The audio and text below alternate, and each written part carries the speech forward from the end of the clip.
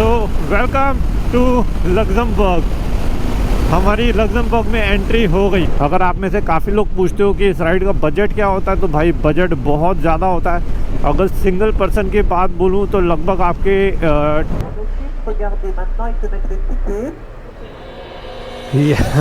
Thank you.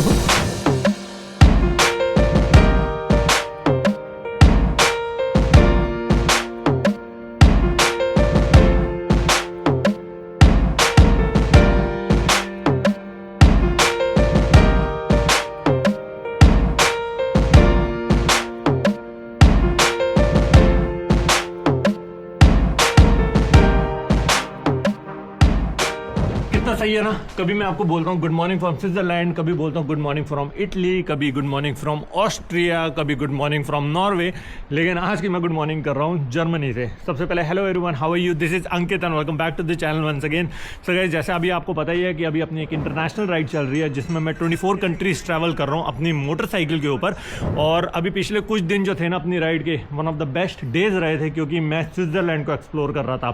Switzerland को लगभग मैंने 12 से 13 दिन एक्सप्लोर किया और अच्छी तरह से इन एंड आउट एक्सप्लोर करने की कोशिश करी है जितना भी टाइम पीरियड था, क्योंकि हमारे पास एक लिमिटेड अमाउंट का वीज़ा होता है तो हमें उसी में ही सारी कंट्रीज़ को एक टाइम लिमिट देनी होती है। पर यार बहुत सही था। जब मैं था बोल रहा हूँ, इसका मतलब मैं इस समय स्विट्जरलैंड से एग्जिट कर चुका हूँ। इनफैक्ट हमने कल रात को ना स्विट्जरलैंड से एग्जिट कर लिया था और अभी हम आ चुके हैं जर्मनी में। जर्मनी में एक बहुत खूबसूरत लोकेशन है जिसका नाम है ब्लैक फॉरेस्ट।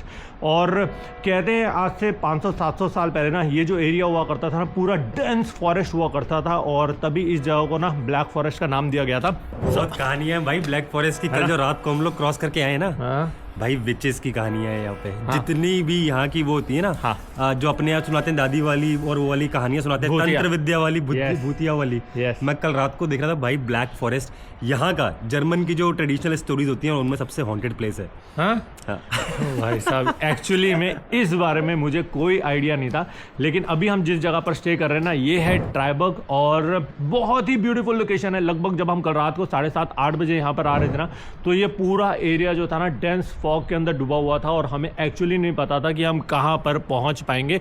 पर लकीली हमारा जो गूगल मैप्स था परफेक्टली काम कर रहा था और बिल्कुल अंधेरे में गलियों में से ला के हमें इस जगह पर, ये आपको प्रॉपर्टी दिख रही है, तो इस प्रॉपर्टी को कल रात को हमने बुक कर लिया था और यहीं पर ही हम स्टे कर रहे हैं। ये पूरा ट्राइबर्ग का एरिया है। अभी मैं आपको ना अपने रूम से भी व्यू दिखाता हूँ। ये खड़ी अपनी मोटरसाइकिल जिसके ऊपर ऑलमोस्ट सारा सामान लोड हो चुका है। बस अपना टैंक बैग लगाना है, टेल बैग लग चुका है, पैनियर्स ऑल द टाइम लगे रहते हैं बाइक के ऊपर। और अभी यहाँ से हम लोग अपनी नेक्स्ट डेस्टिनेशन के लिए निकलेंगे। सबसे पहले मैं आपको एक छोटा सा अपने अपार्टमेंट का ना टूर भी दे देता हूँ। तो ये था कल रात का अपना अपार्टमेंट।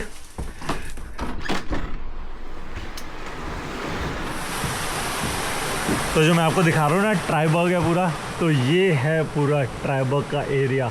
ये तो एक छोटा सा पार्ट है, आगे जितना भी पीछे भी एरिया होगा ट्राइबर्ग का जहाँ पर पूरा टाउन बसा होगा। लेकिन यहाँ पर रिवर चल रही है। रात को इतनी प्यारी नींद आई ना, क्योंकि जब भी रिवर के पास आप सोते हो ना तो आपको नींद बहुत ज़्यादा प्यारी आती है। जैसे मैं बता रहा हूँ ना, पूरा का पूरा डेंस फॉरेस्ट है। यहाँ पर थोड़ी सिटी बसी हुई है, लेकिन ये पूरा का पूरा एरिया पूरे डेंस फॉरेस्ट में ही बसा हुआ है। तो अपने आज का प्लान ये है कि आज हम यहाँ से निकल रहे हैं लग्जमबर्ग, जर्मनी। इनफैक्ट हमने इस राइड में पहले ही काफ़ी दिन दे दिए थे, लेकिन जर्मनी मेन रुकने का रीज़न एक तो ये ब्लैक फॉरेस्ट था और दूसरा रीज़न ये है कि स्विट्जरलैंड से अगर आपको लग्जमबर्ग जाना है तो बीच में या तो फ्रांस आता था या तो फिर आपको जर्मनी होते हुए जाना था। तो जर्मनी से हमें रास्ता भी छोटा पड़ रहा था और ब्लैक फॉरेस्ट तो मैंने आपको बता ही दिया।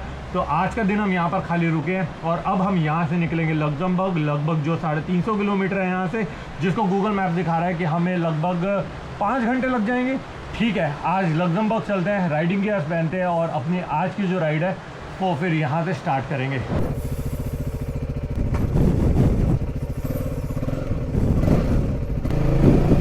चलो आज की राइड स्टार्ट करते हैं भगवान का नाम लेकर। जय माता दी, माता रानी सही सलामत हमारी डेस्टिनेशन पे हमें पहुंचाना।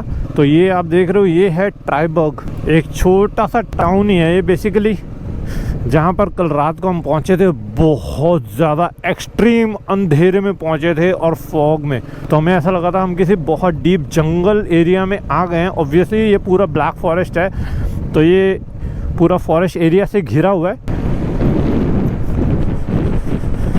ओहो क्या जर्नी रही है यार, अभी तक अपनी जो 75 या 80 डेज़ की अभी जर्नी हो चुकी है।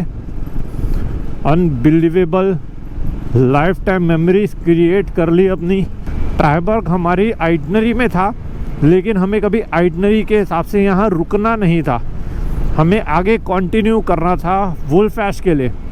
लेकिन हमारे पास अब इतना टाइम नहीं है, वीज़ा इश्यूज़ हैं हमारे पास, टाइम लिमिटेड टाइम का बचा हुआ है, तो इस हिसाब से हमें अब जो वुल्फ है उसको स्किप करना पड़ेगा और जो लग्जमबर्ग है वहाँ पर जाना पड़ेगा। एक अलग ही सुकून मिलता है और एक हल्का हल्का माइनर सा ना डर सा लगता है जब आप रात के अंधेरे में एक फॉरेन लैंड में बाइक चला रहे हो, पूरे फॉरेस्ट या जंगल एरिया हो और फॉग ही फॉग हो। डर सिर्फ इतना लगता है कि आपका जो इंटरनेट कनेक्टिविटी है ना वो आपको धोखा ना दे दे, कहीं पर ऐसा ना हो कि इंटरनेट बंद हो गया, क्योंकि हम उसी के भरोसे चल रहे होते हैं। तो मैं मैट्रिक्स की ई सिम कैरी कर रहा हूँ, ये चीज़ मैंने कई बार आपको बताई है। तो अगर आप भी इंटरनेशनल ट्रैवल करते हो तो भाई मैट्रिक्स की ई सिम ज़रूर लेके जाना। मैं हर वीडियो में ये रिकमेंड कर रहा हूँ आपको मेरे हमेशा दिखेगा कि मेरा जो सिम होता है, जो मेरी मैट्रिक्स की सिम है, मेरा इंटरनेट है वो ऑल द टाइम मेरे इस शिगी के सेटअप से कनेक्टेड रहता है। तो मैं कभी भी इंटरनेट के मामले में अभी तक धोखा नहीं खाया है। और इंटरनेशनल ट्रैवल में आपको यही चीज़ सबसे इम्पॉर्टेंट होती है, सबसे ज़्यादा। खाना पीना रहना, होटल बुकिंग, सब कुछ इंटरनेट से ही आप कर सकते हो भाई आज के टाइम पे। तो मैंने आपको कई बार दिखाया है कि यहाँ पर लोगों का ना पेशेंस लेवल बहुत ज़्यादा है। अगर ये गाड़ी वाला चाहे ना तो ये आराम से ओवरटेक कर सकता है, लेकिन ये करेगा नहीं, ये पीछे ही चलता रहेगा जब तक या तो उसको आगे वाला बाइकर या कार वाला जगह ना दे, या तो ये ब्रोकन लाइन ना हो। ये चलता रहेगा, हॉर्न भी नहीं मारेगा। तो यहाँ पर ये नेक्स्ट लेवल है पेशेंस। No honking, nothing. हमारे यहाँ क्या होता है, लिखा होता है ना, ट्रक के पीछे भी लिखा होता है हॉर्न प्लीज़। यहाँ पर हॉर्न मारने का मतलब वो बंदा आपसे तो बहुत गुस्सा हो गया है, या तो फ्रस्ट्रेटेड है आप पे, या आपको गालियाँ दे रहा है, या उसको बहुत ही एक्सट्रीम जल्दी है, पर जल्दी में तो वो निकल ही जाएगा, हॉर्न तो अवॉइड ही करेगा। जिस कंट्री में हम लोग जा रहे हैं जो कि लग्जमबर्ग है, वो बहुत ही ज़्यादा छोटी कंट्री है, बहुत छोटी कंट्री है। वो पूरे यूरोप की सबसे रिचेस्ट कंट्री है और बहुत एक्सपेंसिव भी है, मैंने सुना है। अभी देखेंगे वहाँ पर क्या एक्सपेंस है। वैसे तो अब हम इतना यूरोप ट्रैवल कर चुके हैं कि एक्सपेंस हमें अब इतना मैटर कर ही नहीं रहा। अगर आप में से काफ़ी लोग पूछते हो कि इस राइड का बजट क्या होता है, तो भाई बजट बहुत ज़्यादा होता है। अगर सिंगल पर्सन की बात बोलूँ तो लगभग आपके 25 से 35 लाख रुपीज़ लग जाते हैं। और अगर आप अपनी बाइक ट्रांसपोर्ट बाय एयर करते हो तो आप लेके चलो कि यार आपके 35 to 40 लाख रुपीज़ तो लगेंगे ही लगेंगे, अगर आप आना और जाना दोनों फ्लाइट से करवाते हो तो। बाकी आपके ऊपर है। सोलो में अगर आप बहुत सस्ते में रहना चाहो, फिर 15 से 18 या 19-20 लाख रुपए में भी, तो वो भी हो सकता है। फिर आपको बिल्कुल ही रहने के लिए आपको मैनेज करना पड़ेगा, हॉस्टल में रहना, और खाने में आपको बहुत कॉम्प्रोमाइज़ करना पड़ेगा। हम हॉस्टल में रह नहीं सकते क्योंकि हमें एडिट करना होता है, हम 3 लोग हैं, हमारा सामान इतना हो जाता है कि यार हमारा मैनेज करना ऑलमोस्ट इम्पॉसिबल हो जाता है। तो हम रूम ही प्रेफर कर लेते हैं, बेसिकली अपार्टमेंट प्रेफर कर लेते हैं, जिसमें एक लिविंग रूम होता है, एक बेडरूम होता है। लिविंग रूम में सोफ़ा कम बेड होता है, जो सबसे सही होता है।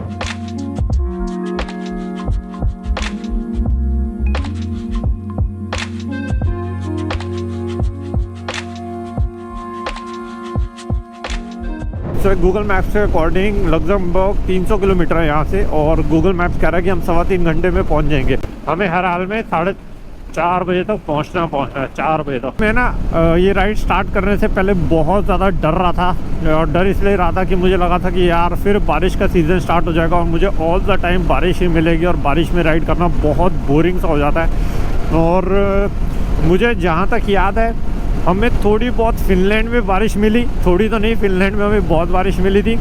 उसके बाद हमें नॉर्वे में बर्फ़ मिली, और उसके बाद थोड़ी बहुत हमें जर्मनी में एंट्री करते हुए बारिश मिली थी। उसके अलावा लकीली हमें एज सच बारिश नहीं मिली।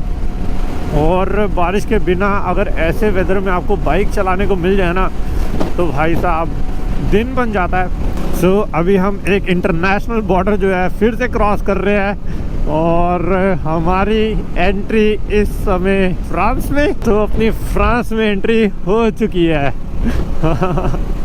तो कैसे एंट्री होती है, कैसे एग्ज़िट होती है, पता भी नहीं लगता। सो अपना वेलकम टू फ्रांस तो हो चुका है, लेकिन जब से हमने फ्रांस में एंट्री लिया ना भाई साहब, तब से बहुत ज़्यादा ट्रैफिक है, बहुत ज़्यादा। और यहाँ पर इतनी मतलब कैसे बोलूँ, पॉपुलेशन बोल सकता हूँ, क्योंकि अभी तक हम यूरोप में ना, हमें इतनी आदत नहीं है ट्रैफिक देखने की।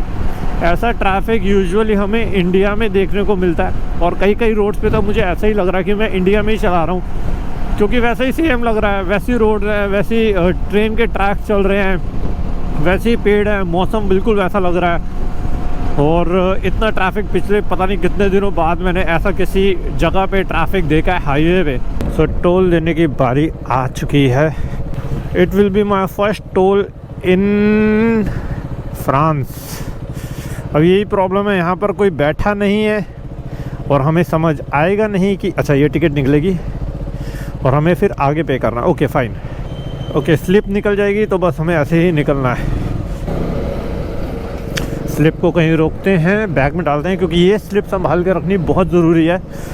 इस स्लिप से क्या होगा, अब जब मैं किसी जगह पर आगे एग्ज़िट करूँगा जिस टोल से भी, तो वहाँ पर ये मुझे स्लिप देनी है और मेरे उस हिसाब से फिर बैलेंस अकाउंट से काटेंगे या फिर चार्ज लेंगे। अगर ये मैंने स्लिप घुमा दी, इन केस मेरी ये स्लिप इधर उधर हो जाती है, तो वो मेरे डबल चार्जेस लग जाएंगे। अगर मेरे सपोज़ 10 यूरो लगने हैं ना, तो मेरे 20 या 25 यूरो लग जाएंगे ये स्लिप ना होने की वजह से।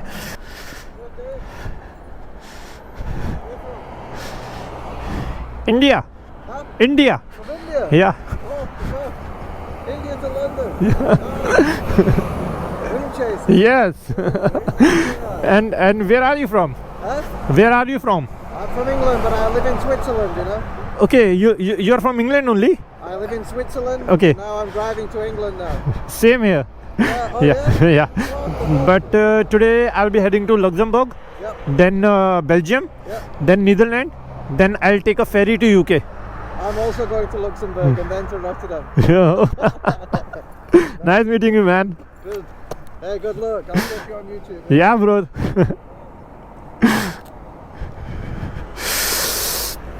चलो भाई, जो ये भाई साहब मिले, ये एक्चुअली इंग्लैंड के हैं जहां हम लोग जाने वाले हैं, पर रहते स्विट्ज़रलैंड में है। तो अभी स्ट्रेट जाना है 139 किलोमीटर्स। ये रोड जो थी ना, ये थी 171 किलोमीटर स्ट्रेट, 40, 50, 60, 70, लगभग मैं 32 किलोमीटर जो है अभी स्ट्रेट चल चुका हूँ। यहाँ से पेरिस है 457 किलोमीटर, जो आज हम पेरिस नहीं जाने वाले। आज तो हम बस फ्रांस में एंट्री लिए, हम फ्रांस से एग्ज़िट कर जाएंगे। कल या परसों हम लोग एंट्री करेंगे दोबारा फ्रांस में और फिर पेरिस को देखेंगे।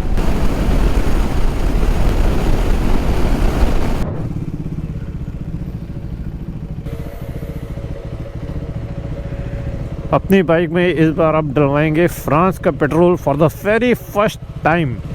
यहाँ पर भी कार्ड एंड पे है क्या? क्योंकि अभी फ्रांस का रूल पता नहीं है, अरे बाकी कंट्रीज़ का तो पता था। क्या यहाँ पर भी पहले कार्ड डालना है, फिर पे करना है? इधर $100-150 ये ले लेंगे मेरे अकाउंट से, उसके बाद ये रिफ़ंड करेंगे। पता मैं रिफ़ंड चेक भी नहीं कर पाता कि मेरे अकाउंट में वापस पैसा आ गया है। वैसे तो आ ही जाता होगा, पर इतना टाइम भी नहीं मिल पाता कि मैं चेक कर लूँ। 95 मुझे लगता है कैश पहले देना पड़ेगा। इधर भी कार्ड सिस्टम है, नहीं पहले कार्ड डालना है। Sir first we have to put the card. Okay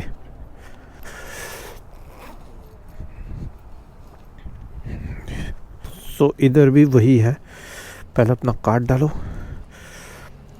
और यहाँ पर है 1.719, 180 रुपये लीटर है यहाँ पर पेट्रोल। ओके भाई समझना कितना मुश्किल है इनकी लैंग्वेज यार। तो ऐसा होता है यहाँ पर, लैंग्वेज ही नहीं समझ आ रही। बाकी पंप्स पे क्या होता है कि लैंग्वेज का ऑप्शन होता है इंग्लिश, यहाँ पर मुझे वो ऑप्शन दिखा नहीं। सो बाइक में अपनी पेट्रोल फिल करवा दिया है, अपनी मोटरसाइकिल वहीं पर ही पार्कड है और यहाँ पर लिखा हुआ है बॉन्जोर। और बॉन्जोर देख के एकदम से याद आया, अरे मैं तो फ्रांस पहुँच चुका हूँ, क्योंकि रास्ते में चलते चलते ना दिमाग से निकल गया था कि हम लोग फ्रांस में एंट्री कर चुके हैं, क्योंकि यहाँ पर ऐसा ही है, पता नहीं लगता। साथ में ना यहाँ पर पेट्रोल स्टेशन के ऊपर ही यहाँ पर चार्जिंग स्टेशन भी है, जो होपफुली बहुत जल्दी इंडिया में भी जगह जगह पर देखने को मिलेगा। आई गेस कई कई जगह पर होगा भी, लेकिन अभी इतना ज़्यादा देखने को नहीं मिलता। लेकिन आई होप जल्दी से इंडिया में भी ये सारी चीज़ें देखने को मिले।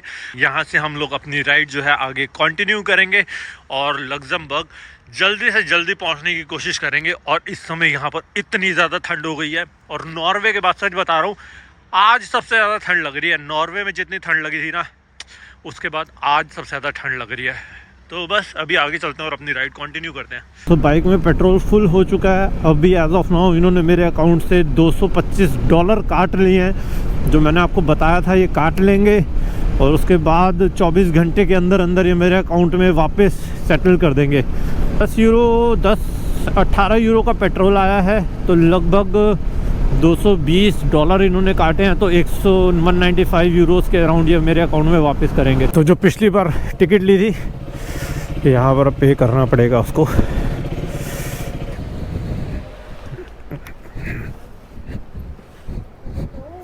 कितना 5.6 ठीक है, 550 रुपये लेगी ना मुझे 70-80 किलोमीटर के टोल। वापस भेज दिया। यूज़ अनदर कार्ड आ गया।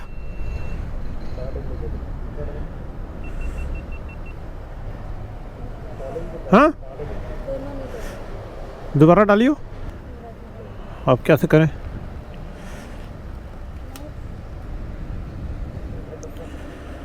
Use another card. Veuillez patienter, ne pas effectuer de marche arrière. Cette conversation est enregistrée. Consultez notre politique de confidentialité sur le site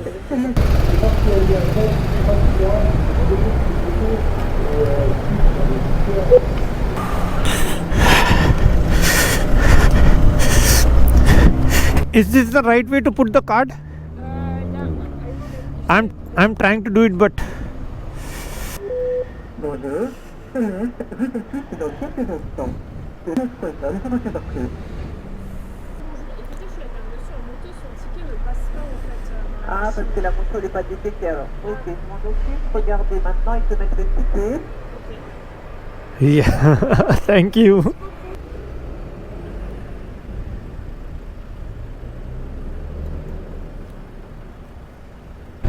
Merci monsieur.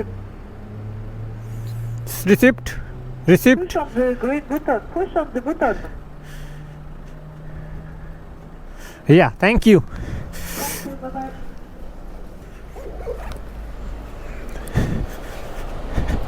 Thank you.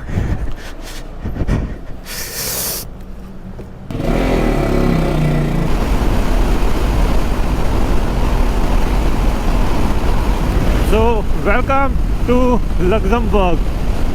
हमारी Luxembourg में entry हो गई।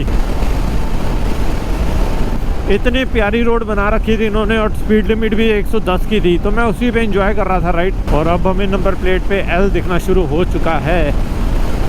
L is to Luxembourg. तो अभी 5:45 हो चुका है और बिल्कुल अंधेरा हो चुका है। मुझे ऐसा लगा था कि हम लगभग अगर 5:30 बजे तक भी लग्जमबर्ग अगर पहुंच जाएंगे ना, और फिर वहाँ पर आधा घंटे का भी अगर विंडो मिलेगा तो थोड़ा बहुत आसपास का सिटी एरिया देखूँगा। लेकिन इतना अंधेरा हो गया, पर यहीं पर ही अभी 2 मिनट के लिए रुके थे, फटाफट से एक अपार्टमेंट बुक कर दिया मैंने। और यहाँ से ज़्यादा दूर नहीं है, मेन सिटी सेंटर से 800 मीटर दूर ही है। तो 10 मिनट का मैप में रास्ता दिखा रहा है, लगभग 8 किलोमीटर। अगर हम चाहते हैं ना तो हम लग्जमबर्ग को मतलब रह के आज ही हम स्किप कर सकते थे, अगर हम ऐसा प्लान बनाते तो। पर हमारा को ये होता है कि यार अगर हम किसी कंट्री में जा रहे हैं ना, तो एटलीस्ट चाहे जितनी छोटी कंट्री हो, एक रात एटलीस्ट एक रात रहना बनता है उस कंट्री में, ताकि बस यादें हो जाए। सुबह उठे तो ऐसा लगे कि हाँ हम एक कंट्री में उठे, नई कंट्री में।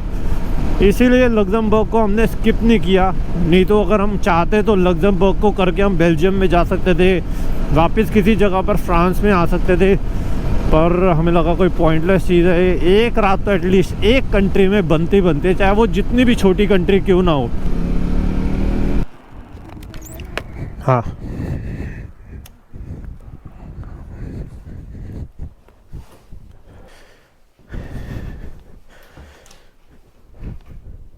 तो गाइस, सबसे पहले मैं बता दूं कि मैं इस समय आ चुका हूं आईफिल टावर।